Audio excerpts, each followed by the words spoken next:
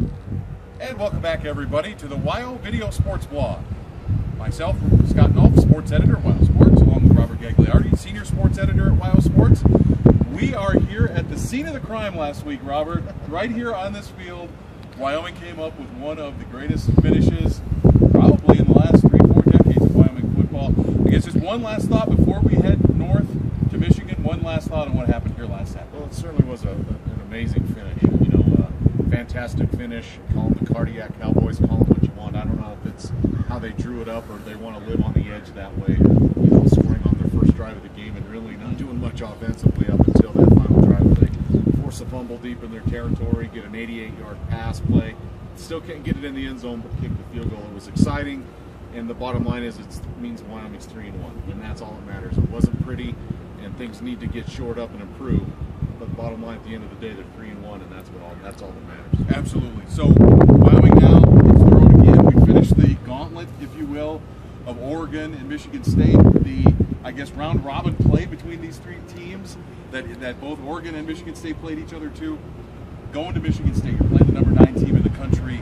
My thought is, what does Wyoming have to do? Play fairly well against Oregon. Now, what does it have to do to play a team like Michigan State on their own? Well, really, a lot like we talked about when we played Oregon, it's going to have to be a complete effort and almost a perfect effort for Wyoming. I mean, we've seen in their first 4 games, they've gotten off to decent starts. We saw against Montana in the opener, they scored on their opening drive. It made it look pretty easy.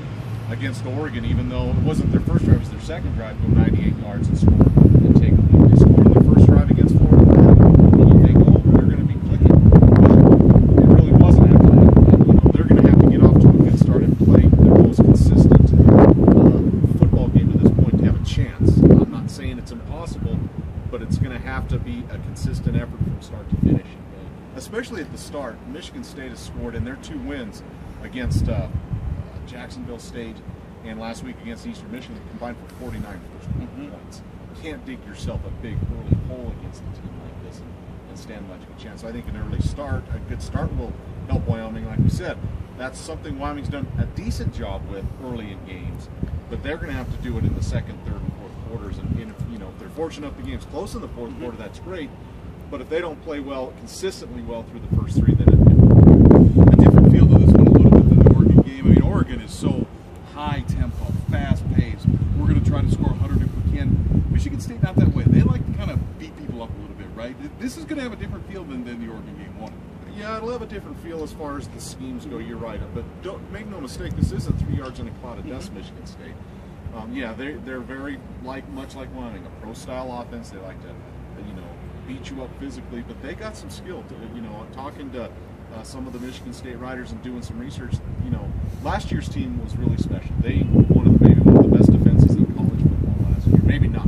Was one of the better defenses in college football last year. But this team is still good defensively, but they're a little bit more dynamic, if you will, on offense. I mean, they'll run it on you. They got a seasoned quarterback in Hunter Cook, but they're very good at wideout. Tony Lemon is kind of the bell cow of that group, and he has 5 touchdowns, averages 19.2 yards per catch. He's fast. They got some other guys that can do it. You know, they're not going to fling it like Oregon did, but they're a little more dangerous offensively. So yeah, they're going to run it on you, but Wyoming better be careful because they will go over the top on you, and they won't hesitate to do it. So Wyoming's really going to have to be sound across the board defensively, but the secondary will really be tested with the Michigan State wideouts. I know Craig Wall mentioned yesterday, players have mentioned this, that's kind of similar systems, which maybe makes it easier to get ready for a team. Do you feel that Wyoming will at least be ready to see what Oregon or Michigan State has on offense? They might a little bit on offense. You know, we'll see similar schemes again. Personnel now. That's probably a different matter. But there's some similar things. But I think one big difference that Wyoming's going to see on Saturday, and it's on the defensive. What Wyoming's offense will see is, you know, Michigan State runs a 4-3, and they're very physical up front. They got great linebackers, but they got guys in the secondary. They feel they play a lot more press coverage, man coverage than Wyoming. And I think it's going to be really important that Wyoming, obviously they're going to have to protect Colby Kirkegaard, obviously run block and get the run game started, but they're going to have to make some shots downfield in the pass game. If you're in man coverage all the time, that's going to loosen that up a little bit. If Wyoming can't hit some plays, I'm not saying it have to be 88-yard plays. If you can do that, wonderful. But they're going to have to hit some plays in the pass game to loosen that up a little bit because they'll see a lot more man coverage than what Wyoming plays in the secondary. Wyoming doesn't. They'll play a little man. They're not a press man team, at least not to this point. So that's something that's going to be different for Colby Kierkegaard in that passing game. They have got to get some plays in the passing game to loosen up and open some things up. I guess what's the biggest key on offense for Wyoming? Is it kind of getting the running game open to loosen things up with that Michigan State defense? I think it's that, but they're going to just have to make some plays and be consistent. As we reiterated, they've looked good at times. Some of those opening drives in these games have looked pretty good. Absolutely. They've got to be able to sustain those. Now I know, Coach, they want to score on every drive they have. I'm saying Wyoming has to do that. It'd be great if they did.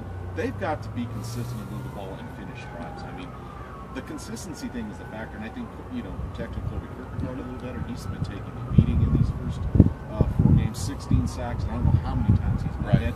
Obviously, if you run the ball, that takes the pressure off that, and that's always going to be Wyoming's MO.